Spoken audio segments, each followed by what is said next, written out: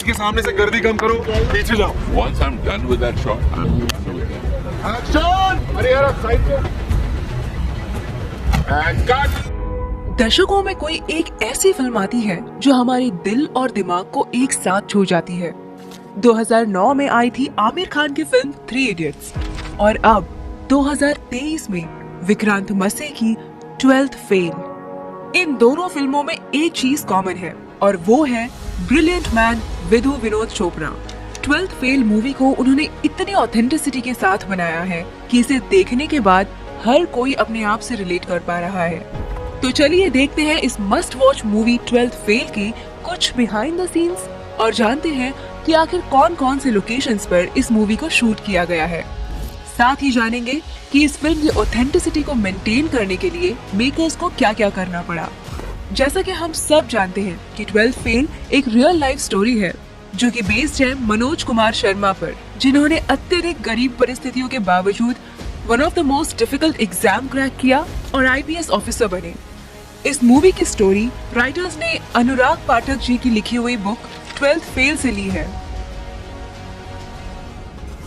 Transformation of Vikrant into Manoj. Vikrant मसे ने जिस परफेक्शन के साथ मनोज कुमार शर्मा के इस कैरेक्टर को प्ले किया है वो शायद ही कोई और कर पाता। उस रोल के लिए उन्हें काफी मेहनत करनी पड़ी।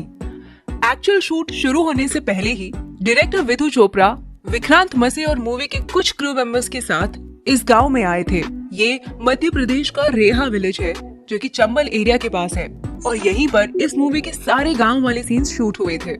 मनोज का ये गांव वाला लुक जो हमें इतना परफेक्ट दिखता है, आपको ये जानकर हैरानी होगी कि इसके लिए विक्रांत ने किसी भी तरह का मेकअप नहीं किया था। वो हर रोज घंटों सिर्फ बनियान पहनकर धूप में बैठा करते थे और इसी तरीके से उन्होंने नेचुरली खुद को टैन कर लिया था just to achieve that perfect look. क्या बात है? मॉर्निंग सर,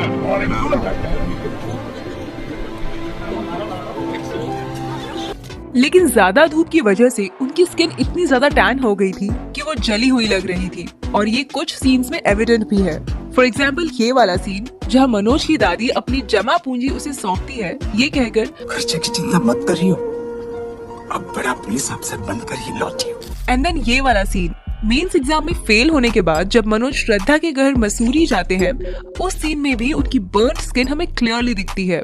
इसे वो लोग मेकअप से कवर डेफिनेटली कर सकते थे, लेकिन विक्रांत ने कहा कि इसे एज इट इज रहने देते हैं क्योंकि उस सीन में मनोज लो और अंडर कॉन्फिडेंट फील कर रहे थे because of his failure in the exam और विक्रांत भी उस वक्त बर्न स्किन की वजह से कुछ वैसा ही फील कर रहे थे। इस तरह वो अपनी परफॉर्मेंस को और एनहांस कर पा रहे थे।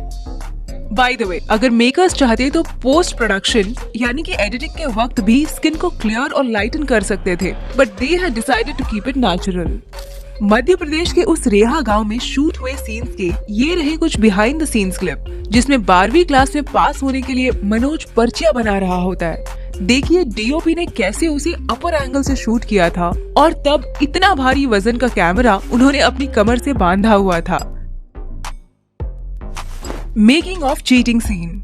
ये जो चीटिंग वाला सीन है इसे शूट करते वक्त डायरेक्टर विधु विनोद चोपड़ा जी को काफी तकलीफ हुई थी क्योंकि इस लोकेशन के साथ साथ हमें इसमें दिख रहे सभी स्टूडेंट्स रियल हैं। जूनियर आर्टिस्ट को पता होता है कि शूटिंग के टाइम कैसे बिहेव करना है और भीड़ वाले सीन्स में उनकी नजर कैमरे की तरफ होनी चाहिए कि नहीं, लेकिन इन स्टूडेंट्स को बार बार बताने के बावजूद भी वो वही गलती दोहरा रहे थे और फाइनली जैसे तैसे उन्हें कसम देकर डायरेक्टर साहब ने उनसे ये एग्जाम वाला सीन शूट करवाया था। Cameraman and cut one more.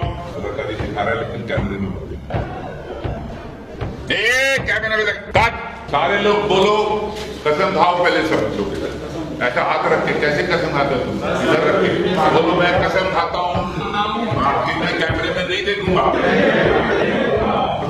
बिल्कुल बिल्कुल। Action and cut. I think we got it. Playback. सब लोग बहुत अच्छा कर रहे हैं, बहुत अच्छा हंसे तुम लोग। Excellent. Thank you. Very good.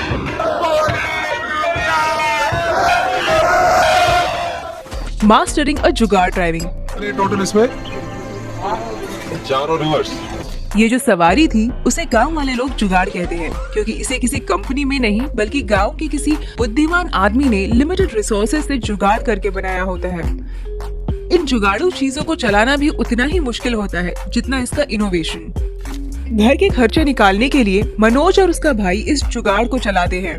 इन कुछ सीन्स के लिए मनोज के भाई का रोल प्ले कर रहे एक्टर राहुल कुमार ने स्पेसिफिकली ये जुगाड़ चलाना सीखा था और तब जाके इसके कुछ सीन्स उसी एमपी के गांव रेहा में शूट किए थे। पहले दिन तो मुझे बहुत तंग किया इस अफलातून ने, लेकिन हाँ धीरे धीरे पकड़ में आई।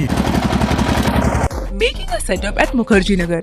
जब मनोज अपने नए नवेले दोस्त पांडे के साथ आईपीएस बनने दिल्ली आता है, तब वो वहाँ लगे हुए सब कोचिंग के एडवर्टाइजमेंट्स वाले ढेर सारे बैनर्स और पोस्टर्स देखता है। उसी के साथ वो मुखर्जी नगर की भीड़ भी देखता है और अपने दोस्त से कहता है, इतने सारे स्टूडेंट है भैया, कैसे हो पाएगा? वेल, ये सब जो बैनर्स वहाँ लगे हुए हैं वो मूवी के प्रोडक्शन डिजाइनर टीम की ही बनाई हुई है। इस सीन को दिल्ली के मुखर्जी नगर में ही शूट किया गया था, जिसे यूपीएससी एस्पिरेंट्स का हब भी कहा जाता है।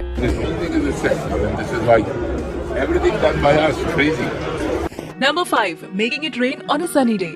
ये सीन तो आपको जरूर याद होगा। श्रद्धा की इस कोचिंग क्लास में मनोज से मुलाकात होने के बाद कुछ दिनों बाद वो उसे ढूंढते हुए विद्या वाचनालय आती है। यहाँ इस सीन की रिक्वायरमेंट थी बारिश का मौसम, मगर शूटिंग के दिनों में यहाँ तेज धूप पड़ रही थी। इस सीन के लिए टीम ने 2 रेन मशीन का यूज किया था और जब श्रद्धा इस लाइब्रेरी में एंटर हो रही थी तब हम देख सकते हैं कि उस सीन को कैसे शूट किया जा रहा है।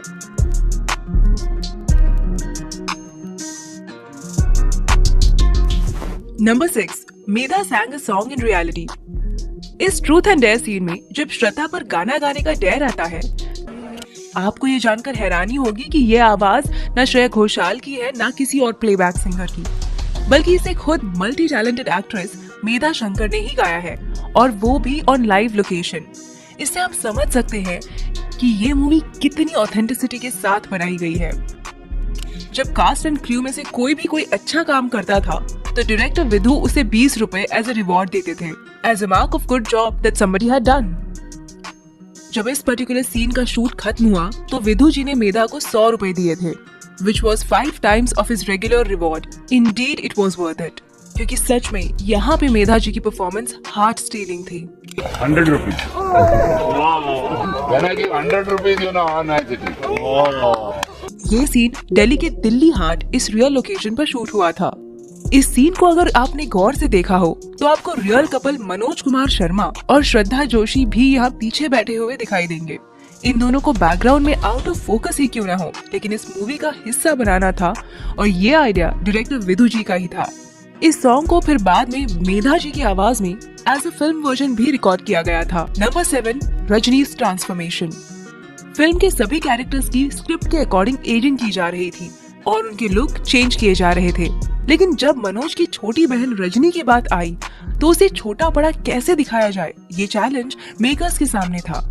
इसकी तो कोई छोटी बहन भी नहीं थी जिसे वो छोटी रजनी दिखाते, लेकिन हाँ इसका एक छोटा भाई जरूर था, तो उन्होंने उस पर ये एक्सपेरिमेंट किया और उस लड़के को ही छोटी रजनी बनाकर शूट किया।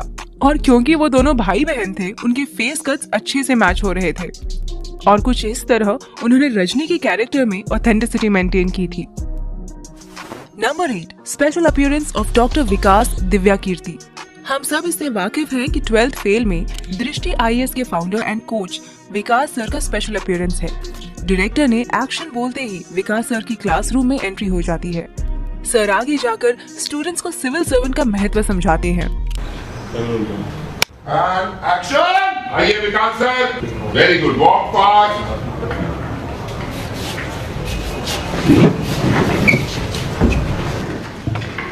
बैठिए। आईएएस बनना बड़ी बात नहीं है, बड़ी बात यह है कि जिस कुर्सी पर आप बैठेंगे ना, उससे आपकी इज्जत ना हो, बल्कि आपसे उस कुर्सी की इज्जत बढ़े। और फिर एक दिन आएगा जब आप मुझसे मिलने आएंगे, आप नहीं मैं खड़ा। जब ये शॉट फाइनलाइज हुआ तो डायरेक्टर विधु जी ने विकास सर को गले लगाया और उन्होंने इसके बारे में क्या कहा, सुनिए। I've been making movies for 50 years now, but this is one of the best crowd scenes I've handled. I am so worried about the looks. and none of you look at the camera. So hats off to you.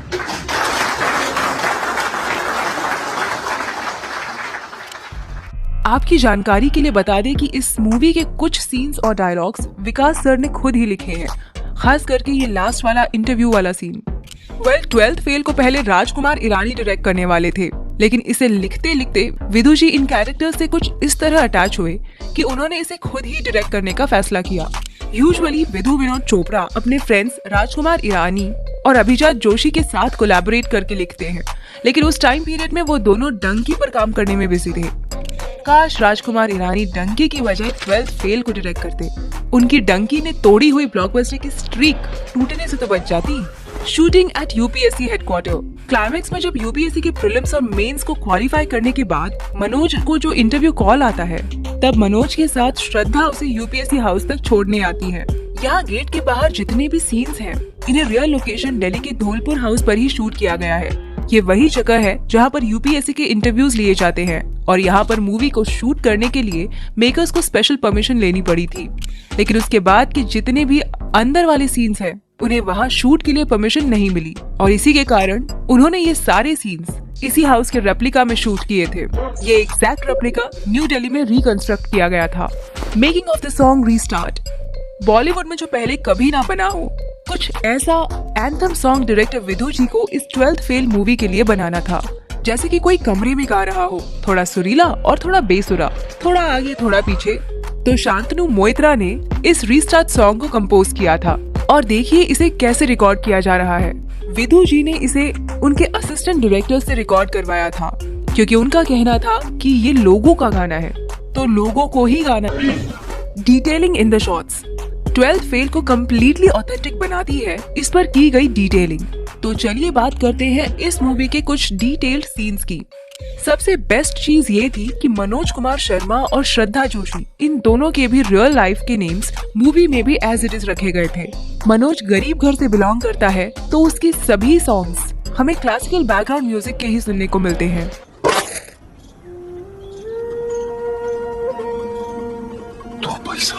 और श्रद्धा के solo songs पर modern music का लहजा है। तुम नजर से बोलो ना।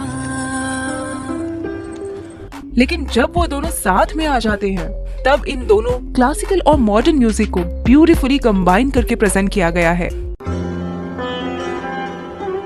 अब जाओ, पलट दो दुनिया। Will you marry me, Manoj?